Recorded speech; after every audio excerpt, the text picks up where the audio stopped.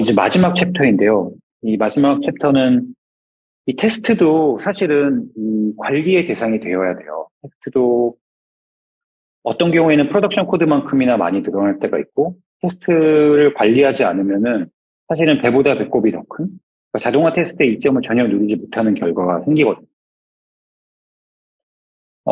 이 두 그래프를 비교해 보시면 왼쪽은 이제 클린한 테스트가 잘 적용이 돼서 이 테스트의 효과를 누리는 그래프이고요. 왼쪽에 보시면 이 위 상단의 그래프가 이제 테스트를 적용하는 자동화 테스트를 적용하는 데 쓰인 시간인데 테스트가 깔끔하게 잘 진행이 되어 있기 때문에 테스트를 계속 추가해도 다른 문제가 없고 때문에 이 개발자가 이 코드를 작성하고 이제 이 테스트로부터 이익을 얻는데 큰 이익을 받습니다. 이 노력이 줄어드니까요. 근데 오른쪽에 보시면 이 테스트가 골치덩이인 거죠. 깨끗하지 않고 뭔가 이것도 계속 수정해야 되고 계속 오류가 생기고 그러니까 테스트에 쓰는 공수도 굉장히 많아집니다. 이런 경우는 이제 배보다 배꼽이 더 큰 경우로 테스트의 효과를 전혀 누리지 못하는 거죠. 그래서 제가 어떻게 테스트를 짜야 되는가, 테스트를 깔끔하게 짜는 룰을 소개시켜 드리려고 합니다. 이게 이제 유명한 이제 클린 코드라는 책에 이제 소개된 내용인데요. 제가 아까 말씀드렸듯이 이제 클린 코드에도 이제 챕터 9에 이제 유닛 테스트에 대한 내용이 있어요. 거기에 이제 이 로버트 마틴이 퍼스트라는 이 단어를 만들어서 각 지켜야 될 룰의 앞 글자를 따서 이제 퍼스트라는 이 단위 테스트 할 때 지켜야 될 룰을 만들었고요. 그걸 하나씩 제가 빠르게 살펴보도록 하겠습니다. 뭐 계속 제가 강조를 드리지만 유닛 테스트의 가장 큰 강점은 빠른 피드백이에요. 수초 안에 수백 개의 테스트를 할 수 있고 어디가 문제가 생겼는지를 너무 정확하게 빠르게 알려줍니다. 그래서 빨라야 돼요. 근데 테스트가 빠르지 않다라는 건 하나의 테스트 자체가 느리다거나 혹은 테스트가 너무 많아서 한 서비스에서 내가 검증하고 싶은 테스트가 막 수천 개가 돼서 총 테스트 하는데 걸린 시간이 오래 된다라고 하면은 그거는 코드를 변경해야 된다라는 신호예요. 코드 스멜입니다. 그거는. 그래서 뭐 서비스를 나누거나 혹은 테스트를 쪼개거나 테스트를 다시 리팩토링 하거나 무조건 빨라야 됩니다. 단위 테스트는. 그리고 아까 제가 말씀드린 대로 독립적이어야 됩니다. 테스트가 다른 코드에 영향을 미치면 안 돼요. 다른 테스트에 영향을 미치면 안 돼요. 예를 보여드리면 그냥 간단한 테스트거든요. A와 B를 더했을 때 뭐가 나오는지를 테스트하는 거예요. 근데 저는 A를 이 쉐어드로 이제 변수로 선언해 놓고 아까 제가 말씀드린 텍스트 픽처를 하는데 이 셋업 스펙에서 A를 1로 선언을 했습니다. 그리고 테스트 1에서는 이 A를 2로 바꿨어요. 그리고 B를 3으로 선언한 다음에 이게 5가 되는지를 테스트했습니다. 이거는 성공을 하겠죠. 테스트 2에 B가 4일 때 5가 나온 걸 검증하게 테스트를 짰어요. 근데 테스트 1에서 A가 바뀌었기 때문에 이건 틀립니다. 그러니까 이거는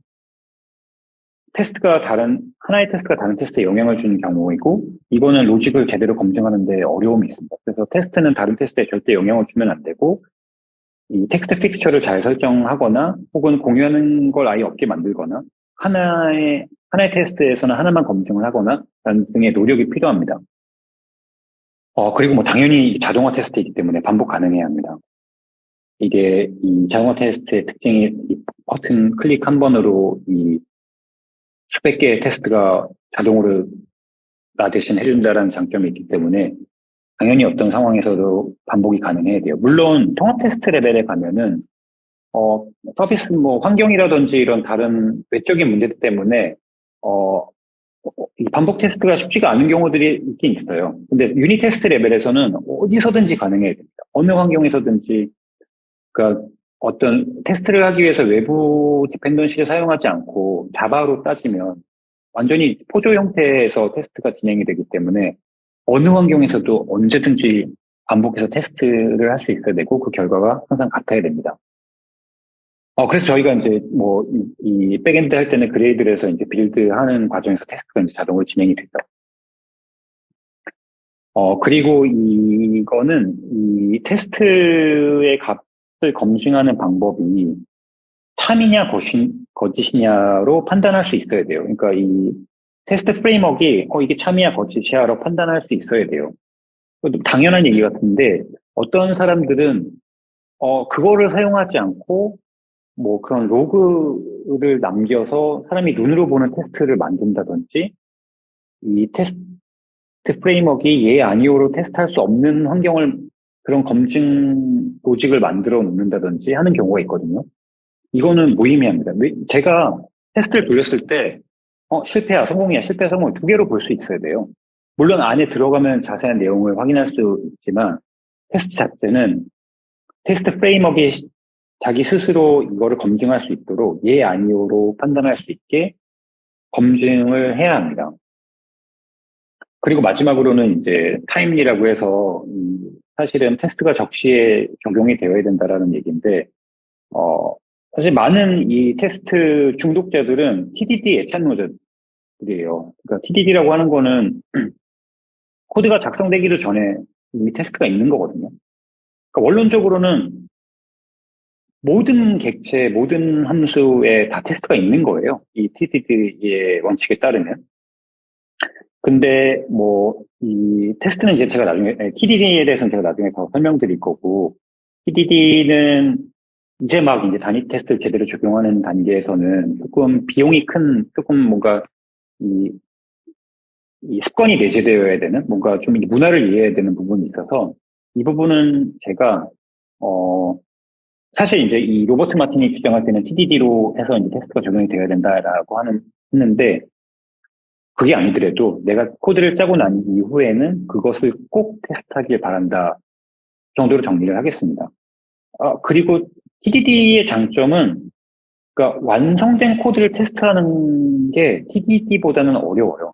이 완성된 코드를 테스트한다라는 게 사실은 어려움도 있고 뭐 귀찮음도 있고요, 솔직히. 완성된 코드를 테스트한다라는 게 쉽지가 않기 때문에 이런 이제 룰을 적용해 놓은 건데 저는 여러분들이 이런 내부적으로 팀 내 그런 문화가 없다라고 하면 내부적으로 이런 문화를 가지고 있으면 좋겠어요. 이 커밋하는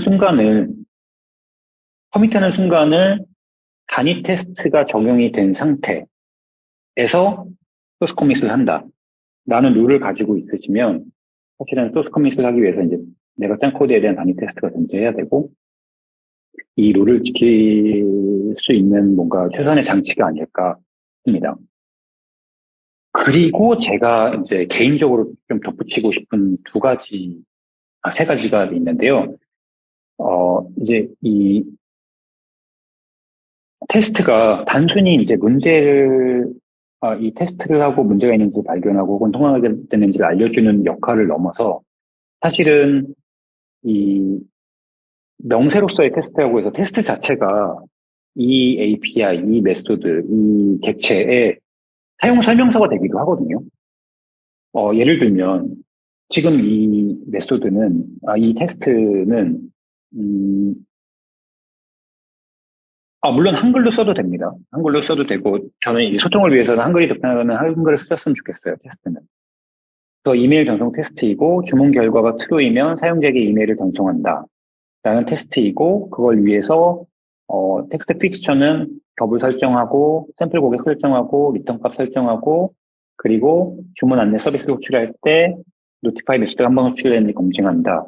라고 제가 이제 여기에 자세히 설명을 해 놓았죠.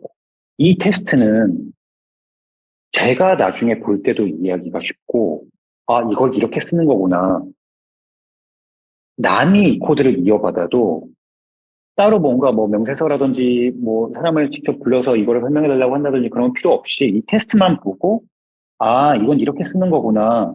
이렇게 쓰면 안 되는 거구나. 이렇게 쓰면은 뭐 에러가 나는구나. 이렇게 쓰면은 익셉션이 발생하는구나를 알 수 있어야 돼요. 그래서 이 명세로서의 테스트의 가치를 지키면 테스트의 가치가 훨씬 더 높아지거든요. 그래서 이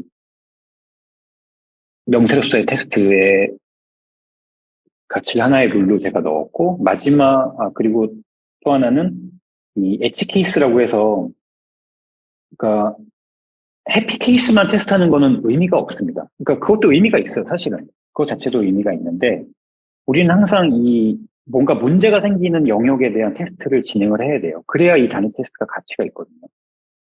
그래서 뭐 예를 들면은 이제 뭐 제가 다음에 넣어놓은 게 이제 예외 처리 테스트는 꼭 해야 합니다. 예외 처리 테스트는 예외가 잘 처리가 되는지 테스트를 해야 하는데 이제 이 예외 처리 테스트가 엣지 케이스 중에 하나예요. 뭔가 오류가 났을 때 오류를 잘 예외 처리를 하고 있는가. 그 밖에 이 소프트웨어 엔지니어가 이제 이 코딩을 하고 이제 개발을 하면서 어떤 이런 엣지 케이스들을 잘 모르는 경우도 많거든요. 근데 그 경우에는 혹시나 나중에 이제 테스트 이제 심어가지고 이제 소스 커밋하고 다른 데서 뭔가 오류가 나서 내가 짠 코드에 오류가 있구나라는 걸 발견했을 때 그게 바로 엣지 케이스일 가능성이 커요. 그래서 그 케이스를 잘 기억해두고 정리해뒀다가 그걸 꼭 테스트에 심어 놓으셔야 됩니다. 그래야 이 단위 테스트가 정말 내가 이 SUT를 잘 보호할 수 있다라는 증거이고 굉장히 효과적인 테스트라고 할 수 있습니다. 그래서 이 해피 케이스뿐만이 아니라 엣지 케이스에 대해서도 꼭 테스트를 하셔야 합니다. 이제 마지막에 이제 사실은 저희가 이제 퀄리티 스피드라고 해서 생산성 품질에 대한 이야기를 하고 있는데 테스트를 심어서 궁극적으로 하고자 하는 건 바로 이 리팩토링이에요.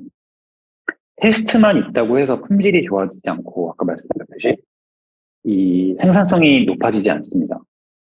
테스트를 기본으로 깔고 코드 품질하기 위한 개선을 정말 열심히 하셔야 돼요. 이게 이제 아까 제가 이 서두에 설명드린 프로페셔널리즘하고 일맥상통하는 부분인데요. 내가 짠 이게 사실은 좀 귀찮은 일이고 시간에 꼭 쫓기면 안 하게 되는 일이긴 한데 항상 이 리팩토링을 통해서 잘 알려진 리팩토링 룰을 가지고 뭐 반복을 제거하고 뭐 필요한 쓰레기들을 줍고 이런 여러 가지 리팩토링 룰을 가지고 내 코드를 리팩토링하고 이 코드가 더 좋은 디자인, 이 객체가 이루고 있는 이 소스가 더 좋은 디자인으로 발전할 수 있게 항상 푸시를 하셔야 됩니다. 그렇게 해야지만 소스 코드의 품질이 올라가고 최종적으로 이제 소프트웨어의 품질이 올라가게 됩니다. 이제 이 그래프에서 보시는 것과 같이 그러니까 리팩토링을 했을 때 얻는 효과가 이 롱텀으로 보면 이 굿디자인이라고 하는 이 라인이 이제 끊임없는 리팩토링을 통해서 이제 클린 코드가 완성된 건데 보시는 것과 같이 어떤 한계선을 넘어가면 이 클린 코드가 갖는 생산량이 훨씬 더 높습니다. 이거는 사실은 경험해보기 전까지는 조금 크게 와닿지 않을 수도 있는데, 왜냐면 들어가는 노력이 제법 크잖아요? 테스트도 열심히 넣어야 되고, 리팩토링도 해야 되고, 그거를 나한테 주어진 시간 안에 한다라는 게 사실 쉽지가 않아서. 그런데, 이거는 누구에게나 오는, 이런 노력을 한다면 누구에게나 오는 혜택이고, 누구에게나 오는 경제적인 가치입니다. 그래서 이 부분을 꼭 믿고, 이 리팩토링을 꼭 열심히 하셔서 클린 코드를 만드는 노력을 하셨으면 좋겠어요. 그래서 이제 로버트 마틴이 클린 코드에 이제 이 테스트 코드는 이제 프로덕션 코드랑 똑같이 중요하다라는 말을 했습니다. 그러니까 우리가 쉽게 이제 테스트 코드는 등한시하기 쉬운데 그냥 해도 되고 안 해도 되는 거. 근데 사실은 책임감이 있는 소프트웨어 엔지니어라면은 테스트 코드가 프로덕션 코드랑 동일하고 아예 이거를 구분하지 않아야 돼요. 이거를 그냥 믹서기에 갈아 넣듯이 그냥 하나의 몸으로 생각을 하셔야 돼요. 여러분들께서는. 프로덕션 코드, 테스트 코드가 따로 있는 게 아니라 그냥 내가 뭔가를 개발한다라는 건 그냥 이거를 다 개발하는 거예요. 이거를 꼭 잊지 않으셨으면 좋겠습니다. 그래서 이 제가 뭐 마지막으로 이제 항상 사용하는 그림인데요. 이 테스트는 이 다리의 가교 역할, 이 다리의 제가 갑자기 말이 생각이 안 나네. 이 다리와 같아요. 이 브릿지의 다리와 같습니다. 기둥과 같습니다. 이 기둥이 있으면 이 안에서 그러니까 이제 품질 향상을 위해서 할 수 있는 어떤 것들을 너무나 쉽고 자유롭게 할 수 있어요. 이 기둥이 튼튼하면 튼튼할수록 생산력이 높아지고 품질이 좋아집니다. 그래서 저 기둥을 단단하게 여러분의 코드에 심는 거를 소홀히 하지 마시고 코드를 깨끗하게 만듦으로써 이 소프트웨어 엔지니어로서의 프로페셔널즘을 꼭 달성하시길 바라겠습니다. 감사합니다.